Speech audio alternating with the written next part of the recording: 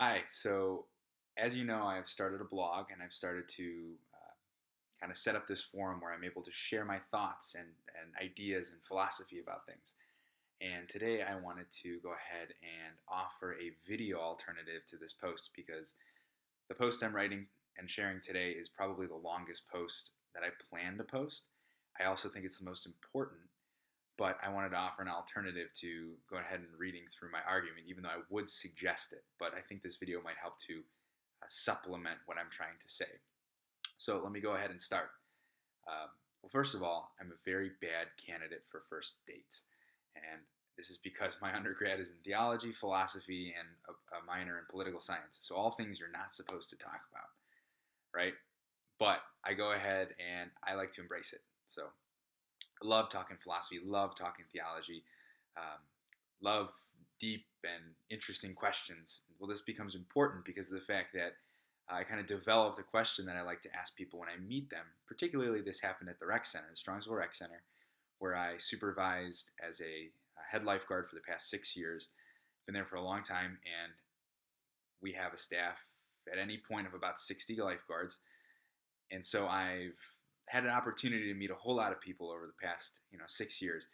And about halfway through my time there, I developed this question that I would ask. I would go walk up to a new lifeguard and say, "Hi, my name's Jack." Um, they'd be sitting in the lifeguard chair, and I'd say, "I got a question for you, and it's okay if it's uncomfortable, but I need you to think about it for me and answer it by the time you leave tonight." And I'd look at them and I say, "Okay, are you ready?" And they go, "Yeah." Is love a feeling or a choice? And the reactions were always funny. I mean, people would go, "Well, what are you? What does it even mean? That's a stupid question," or "I don't know," or whatever. And typically, we'd get to the point where they'd spit out the answer, "Well, love is a feeling." Okay, so let's run down. I want to give you my kind of thoughts on this, my philosophy on that question, because I think it's very important. Love is something that we all deal with in many different respects throughout our life, um, and so it's worth thinking about, and worth considering, worth developing a articulated philosophy on. So let's start with the notion that love is a feeling. Okay, makes sense to a lot of people, especially young people. That's usually the group that I get that answer from. It's a feeling, right? It's those butterflies you get in your stomach when you meet someone that you really like.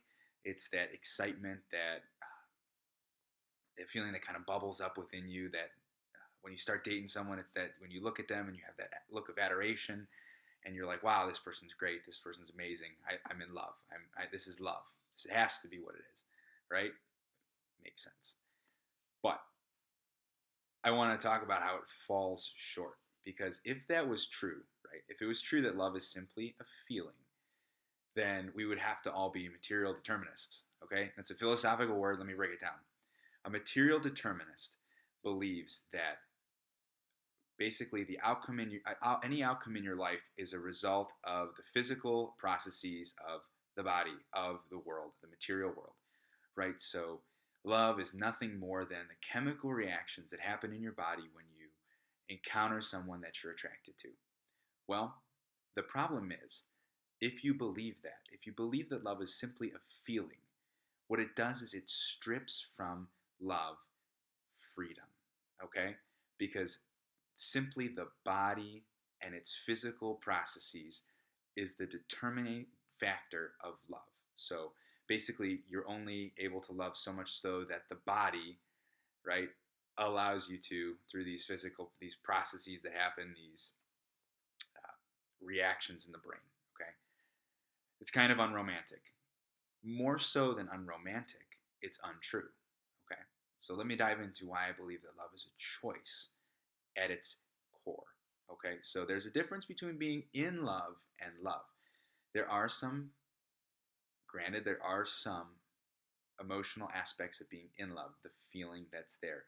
I'm not denying that, but I'm saying it falls short of what true love actually is. Okay, so if we look to the word love, right, I'm going to use Aquinas. I reference St. Thomas Aquinas. He is the sort of between Aquinas and Aristotle, those are the philosophers that sort of guide my life. I believe that they really have a great understanding of truth. So, love being a choice. There are four words in Latin that Aquinas understands, talks about when we're dealing with love: amor, delicatio, amicitia, and caritas. Okay, amor.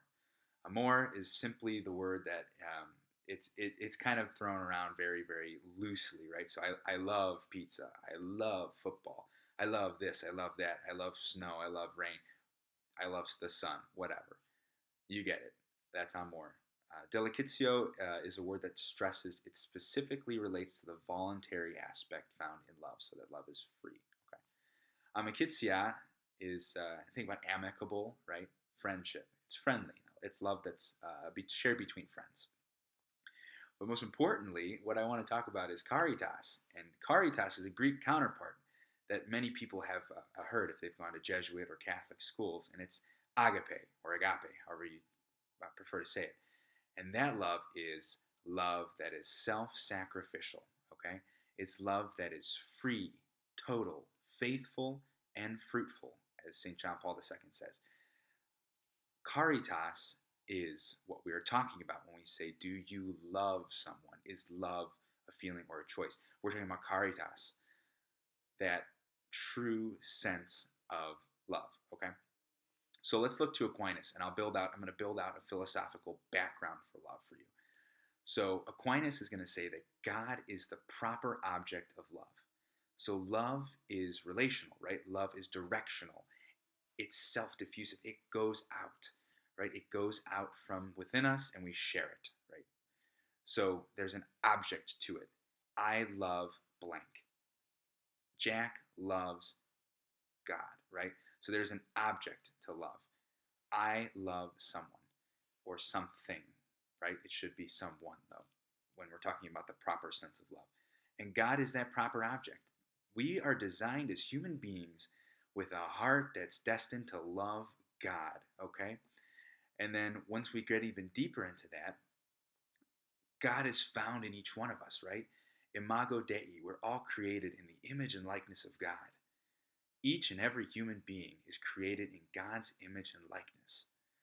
And so, let's build out an argument. If we are ordered by God as human beings to love God as the proper object of love, and God is good, and God is in each one of us, therefore, we are called as human beings to love both God and others, right? So there's your structure of a sound deductive argument, right, in Socratic logic, but it makes sense, okay? Aquinas also says about love that love has two mutually governing desires. So there are two desires to love. One is the desire for the good of the other, and second, it is for union with the other or the beloved. Okay? So this is, in Aquinas' understanding, the true definition of love. Love both desires that which is truly good for the beloved and also union for the beloved. So that, in and of itself, makes it free, makes it total, faithful, and that actually is fruitful because it brings us closer into union with God if we love like that. Okay? Desires the good of the other. So it's selfless too. And it's self-giving. Okay? Aquinas also says that this is where the part of choosing comes in. Every act of the will is preceded by an act of the intellect. So, therefore, our minds govern our heart. Our heart and our spirit inform the mind, and the mind then makes that decision. Let's put it in practical terms. I walk into a room and I smell pizza. I want the pizza. I want to eat it. I'm hungry, right? That's in it, all right? So the act of the will would be me going and eating that pizza. First and foremost, the act of the intellect must precede the act of the will. So my mind must say, yep, go for it, crush that pizza. And then my will says, all right, I'm in, let's do it, right? Same thing with love. Those feelings well up within our heart, within our spirit. Those feelings are there, right? They inform our intellect, and then we have the ability to choose to love. And again, the choice to love is the choice to put the good of the other first and build up union with the other. Okay? So that's the philosophy behind love. That's the philosophy, the deep and wild world of philosophy that undergirds this concept called love. Does it make sense? Good philosophy should be practical. It should make sense. So, how about this? Let's talk about a mother and her child, right? Is there always going to be a feeling of love there? Those feelings of closeness and fondness between a mother and her child, or a mother or a wife and husband. You go ask any married couple that's been married successfully for 30, 20, 30 years, and they're going to say no. There are times when they do not feel those feelings of love. But particularly with let's look at a mother and her child. She still chooses to love her child every time that she doesn't give him what he or she wants, but when she gives him what he or she needs. There were times that my mom would make us sit at the kitchen table during the summer and do our summer bridge, our summer reading, and our summer homework. Did I feel the love? No, probably not. I was probably pretty frustrated. But in the long term, it translated into mom did what was good for us, because we ended up doing, my siblings and I ended up doing very, very well in school because we were prepared to perform well because mom chose what was the good for us. And in turn, that built up a great sense of union between mom and us, my siblings and I. Okay? One more example. Let's look to the exemplar. So Aristotle always says that the best way to become virtuous or become great at something is to look to the exemplar. Well, Jesus Christ is the exemplar, right? So let's look to Jesus and see what he reveals to us about love. Okay, Jesus' love was free. He decided to come down, humble himself, and become a man, become a servant. God became man, free, total. On the cross, if we look to the cross, Jesus got up on that cross and died and poured out his blood and water for the salvation of souls. Total. Faithful. Jesus never wavered. Even in the agony in the garden, he said, Lord, not my will, but thy will be done. And fruitful. God's love through his death on the cross, through Jesus Christ's death on the cross, brought life to mankind.